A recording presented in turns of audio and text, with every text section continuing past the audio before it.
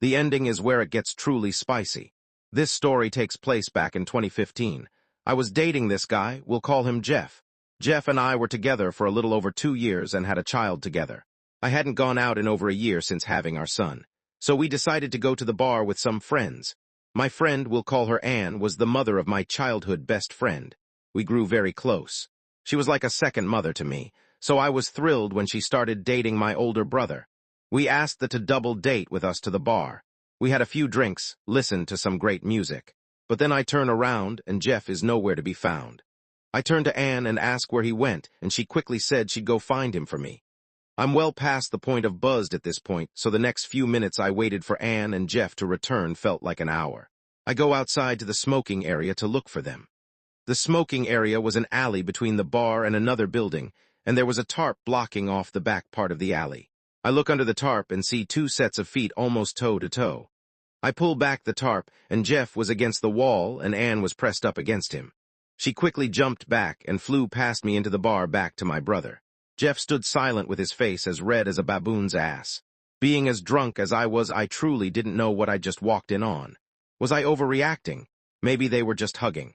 But when Jeff avoided me like the Black Plague for the rest of the night, my suspicions just kept growing and growing. I felt sick and I wanted to go home. The ride home was dead silent. I closed my eyes, pretending to be asleep to avoid the obvious guilt on his face. I didn't want to believe the man I thought I loved, the man I shared my firstborn child with, would ever hurt me like this. We got home and I went straight to sleep. The next morning I drove him to work, and on the way there I said, I had this crazy dream last night that you and Anne kissed. He looked at me and said, we did kiss. I was stunned, silent. After about 20 seconds of silence, he hit me with, I'm just messing with you, lighten up. I forced a laugh and said, don't joke with me like that. I went home thinking all was well, until I picked him up for his lunch break. He got into the car with this down look on his face, and being the loving and nurturing person that I am, I asked him what was wrong, hoping I could help lift his spirits. He then proceeds to say, remember this morning when I said I was kidding about kissing Anne?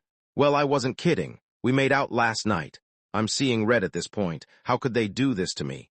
And I shit you not, right after he told me, they made out, this bitch passed us in her car.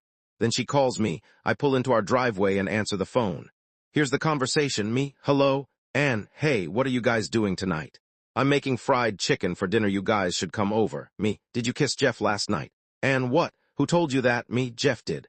Anne, do you know how drunk I'd have to be to do something like that? Me, clearly not to drink since you had 3 beers and water.